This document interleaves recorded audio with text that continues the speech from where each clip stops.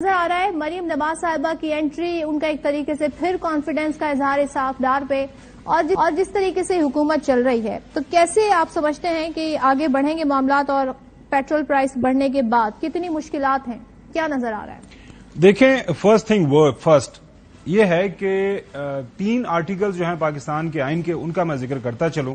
پہلا آرٹیکل ہے 105 جس کے تحت جو ہے پنجاب اور کے پی کی اسمبلی ڈیزالو ہوئی۔ اس آرٹیکل کے تحت ان کے جو متعلقہ گورنر صاحبان ہیں وہ اس بات کے پابند ہیں کہ وہ اپنے اپنے متعلقہ صوبوں کے اندر انتخابات کی تاریخ دے دیں۔ ابھی تک انہوں نے تاریخیں نہیں دیں۔ اگر آپ کے پروڈیوسر وہ ڈیٹس بتا دیں، آپ بتا دیں کہ کتنا ٹائم ہو گیا ہے اسمبلی کی، دونوں اسمبلیاں تحلیل ہوئے۔ یہ ایک میجر قانون کی وائلیشن ہو رہی ہے۔ دوسرا آرٹیکل ہے آرٹیکل 224، اس کے تحت یہ بڑا واضح ہے کہ کس طرح کیئر ٹیکرز گورنمنٹ بنی ہے، اور کیئر ٹیکرز گورنمنٹ کی بھی بنیادی جو ذمہ داری ہے وہ یہ ہے کہ صاف اور شفاف انتخابات کروانے ہیں۔ اس کے بعد آ جاتا ہے آرٹیکل 218 آرٹیکل یہ کہتا ہے کہ الیکشن کمیشن آف پاکستان کی یہ بنیادی ذمہ داری ہے کہ وہ یہ کام کریں، اور جب اسمبلی کوئی تحلیل ہو جائے، وہ نیشنل اسمبلی ہو یا کوئی پروونشل اسمبلی ہو، اس کے بعد الیکشن کمیشن کی یہ سب سے بڑی ڈیوٹی بن جاتی ہے کہ وہ اس صوبے یا اس ملک کے اندر الیکشن کروا دے 90 دن کے اندر۔ اس کے بعد اگر کوئی بھی جائے گا تو یہ آئین پاکستان کی صریحاً خلاف ورزی ہوگی، آپ وائلیٹ کریں گے۔ کیا اس کے نتائج ملیں گے؟ آج تک یہ جو آئین ہے، یہ جو میں نے آپ کو آرٹیکلز بتائے پاکستان کی تاریخ میں، ابھی تک ان جو آرٹیکلز کی وائلیشن نہیں ہوئی۔ کیا موجودہ نظام کے اندر ان کی وائلیشن کی جائے گی؟ اب دیکھنا یہ ہے پاکستان کی سیاست کو یا ملک پاکستان کو، ریاست پاکستان کو، کیا یہ ہوگا یا نہیں۔ آپ کے بنیادی سوالات، پاکستان مسلم لیگ نون ہو، پیپلز پارٹی ہو یا دوسری سیاسی جماعتیں ہوں، تمام سیاسی جماعتوں کو اپنا بیانیہ بیچنے کی پوری آزادی ہے، کمپین کرنے کی پوری آزادی ہے۔ ان کے جو کیسز ہیں وہ عدالتوں میں جائیں، عدالتوں میں کیسز لڑیں، عدالتوں سے جو فیصلے آتے ہیں ان کے اوپر بات کریں، تنقید کریں۔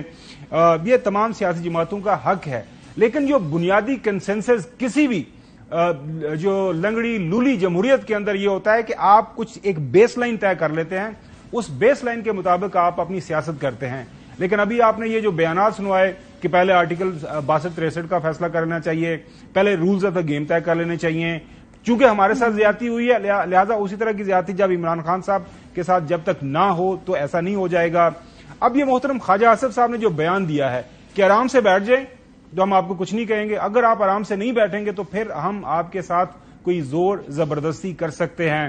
آپ نے جو محترم دیکھ رہے ہیں کہ آج کل وہ چیف الیکشن کمیشن کی طرف سے جو ایک مقدمہ چل رہا ہے فواد چودھری کے خلاف، اس کے آئینی قانونی پہلو ہیں، وہ پاکستان کی بار کونسلز جو وکلاء ہیں ان کے وہ زیادہ اس کے اوپر اچھے طریقے سے بات کر سکتے ہیں، لیکن بحثیت شہری یا بحثیت صحافی بھی میں دیکھ رہا ہوں کہ جو آپ کو نظر آ رہا ہے کہ اس کے اندر کیا سکم ہے، کہاں پہ غلطیاں ہو رہی ہیں، کہاں پہ جو ہے عام ٹویسٹ کیا جا رہا ہے۔ اب مسئلہ آ جاتا ہے کہ کیا سب سے اہم سوال میں یہ سمجھتا ہوں آج کی تاریخ کا یہ ہے کہ کیا پاکستان ڈیموکریٹک موومنٹ، کیا متعلقہ صوبوں کے اندر جو کیئر ٹیکرز ہیں، کیا ان کے گورنرز ہیں، کیا ہمارا جو موجودہ سسٹم ہے یہ 2 صوبوں کے اندر انتخابات کرانے جا رہے ہیں کہ نہیں جا رہے؟ ظاہر ہے وفاق کی حکومت اس وقت موجود ہے، نیشنل اسمبلی جب ٹوٹے گی کوئی بھی وجہ بنے گی وہ تو بعد میں دیکھا جائے گا، لیکن اگر ان 2 صوبوں کے اندر الیکشن کو ملتوی کیا جاتا ہے، میرے منہ میں حق، میں ملک کے اندر جو حالات مزید خراب ہوتا ہوا دیکھ رہا ہوں۔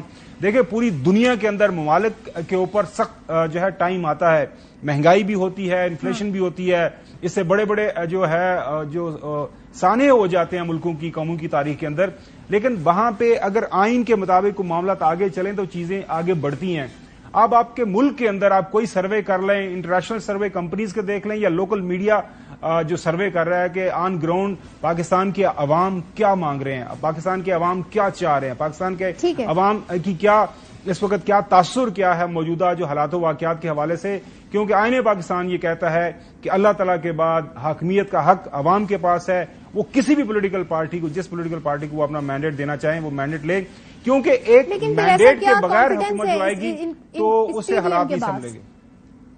بالکل قاسمی صاحب، اطہر قاسمی صاحب، آپ کیا دیکھتے ہیں کس طریقے سے؟ اب ہمیں تو یہی نظر آ رہا ہے، آپ مریم نواز کی واپسی کو پہلے تو بتائیے گا کس تناظر میں دیکھ رہے ہیں؟ کیا پنجاب کے الیکشن میں پارٹیسپیشن کے لیے آئی ہیں؟ دوسری طرف تاریخیں نہیں دی جا رہی ہیں، تیسری طرف ہم معاشی فرنٹ پہ دیکھ رہے ہیں بادل ناخواستہ قیمتیں بڑھا دی گئی ہیں کیونکہ آئی ایم ایف سے معاملات طے کرنے تو شرائط ماننی پڑ رہی ہیں. تو کیسے سسٹینیبل ہوگا اس حکومت کے لیے تمام تر فرنٹ کو ہینڈل کرنا؟ کیسے آگے بڑھیں گے؟ دیکھیں اس گزشتہ 9 ماہ کے دوران آپ دیکھیں جو ملک کے ساتھ ہوتا رہا. آج خواجہ آصف صاحب کا آپ نے بیان سنایا کہ منہ بند رکھیں، صحیح بات کریں تو کچھ نہیں ہوگا.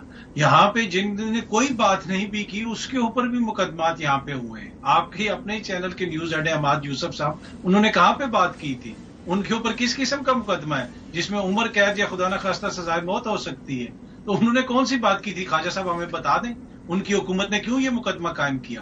بات یہ ہے کہ جس کے حوالے سے بھی آپ کو یہ تاثر ہو یا خدشہ ہو کہ وہ کوئی ایسی بات کرے گا یا کسی ایسی چیز کا ساتھ دے گا جس میں شاید تھوڑی بہت سچائی ہو یا جو ہمارے بیانیے کے مخالف ہو تو اس کو آپ ٹارگٹ کر رہے ہیں. ہاں فواد چودھری صاحب کا جو کیس ہے یقیناً اس میں کوئی نہ کوئی قانونی ہو سکتا ہے مسائل، لیکن جس طریقے سے سب کچھ ہو رہا ہے یہ اتنی سادہ بات نہیں ہے جس طرح خواجہ آصف صاحب نے کہا کہ آپ بات نہ کریں. تو پھر تو بھائی یہ جمہوریت نہ ہو، پھر کہہ دیں کہ ہم پیونگ یونگ میں رہتے ہیں اور نارتھ کوریا میں رہتے ہیں.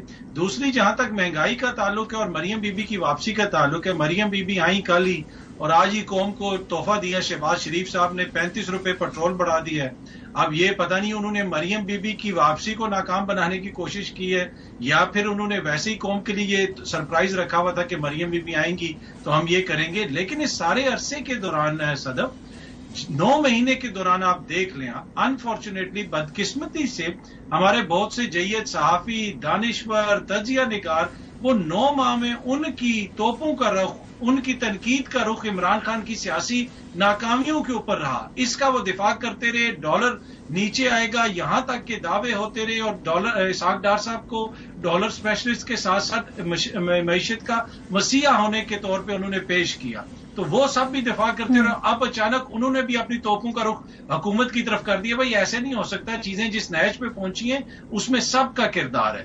اب مہنگائی کنٹرول ہو سکے گی میرا نہیں خیال.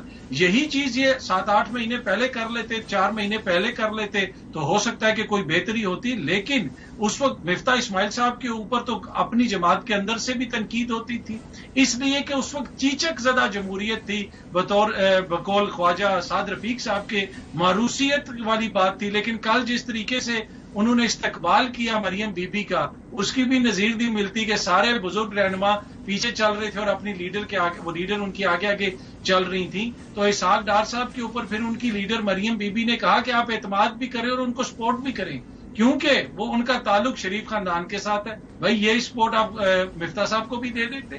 تو مسئلہ یہ کہ یہاں پہ انڈیویجولز خاندانوں کو دیکھ کے فیصلے ہوتے ہیں، ان کی منشا کے مطابق فیصلے ہوتے ہیں. جب یہ فیصلے 22 کروڑ عوام کے لیے ہونا شروع ہو جائیں گے پھر آپ دیکھیں گے کہ چیزیں کافی مختلف ہوں گی. صحیح، آپ نے کہا کہ مختلف چیزیں ہمیں تبھی نظر آئیں گی جب عوام کی منشا کے فیصلے ہوں گے.